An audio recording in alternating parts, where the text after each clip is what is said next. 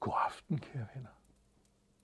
I aften skal vi høre om Line og Laurits. Det er jo den 7. december. Se, Laurits, det har sneet i nat. Line er vild af glæde og begejstring. For nu kan hun komme ud og prøve sin nye kælk. Laurits er mindst lige så glad, for han har hele efteråret arbejdet med i sit værksted, fordi Line skulle have en rigtig flot kælk. Og nu glæder han sig til at prøve den. Han mangler kun én vigtig ting, og han går over i værkstedet og finder et solidt reb, som han binder i kælken, og stolt trækker han kælken ud på gårdspladsen, hvor Line allerede står parat. Nej, hvor er den flot, siger Line, og sætter sig godt til rette på kælken. Nu må du godt sætte i gang, Laurits. Og så går turen ind igennem skoven. Her er helt stille, og foran den er jorden dækket af et tykt, hvidt tæppe af sne. Line ser sig tilbage.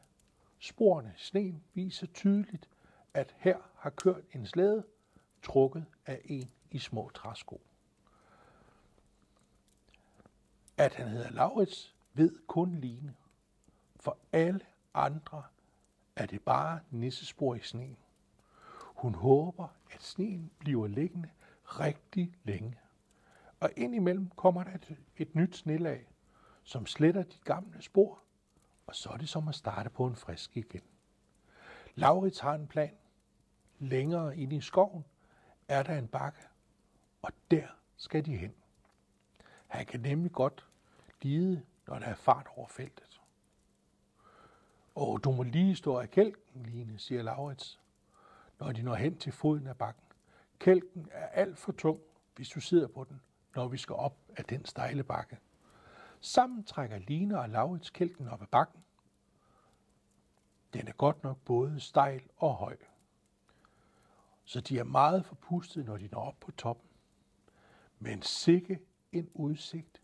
Hele 7 kirketårne tæller de op fra toppen af bakken, inden de sætter sig på kælken, for nu sker det.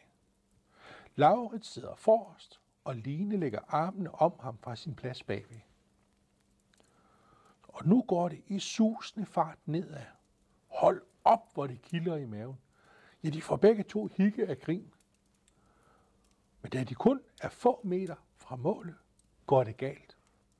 En trærod eller en stor sten ligger i vejen. Den har været skjult i sneen, men nu rammer kælken den så hårdt, at Line og Laurits bliver slynget ud i sneen. Heldigvis lander de blødt. Er du helt og pæn endnu, Laurits, kalder Line. Hun kan nemlig ikke se ham. Ja, jeg skal bare lige finde min hue.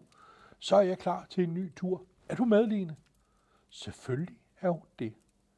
Og heldigvis har heller ikke kælken taget skade af den voldsomme tur. Resten af eftermiddagen går det langsomt op og hurtigt ned. Og langsomt op og hurtigt ned. Og lyden af deres latter kan høres vidt omkring. Godnat, kære venner. Kan I sove godt?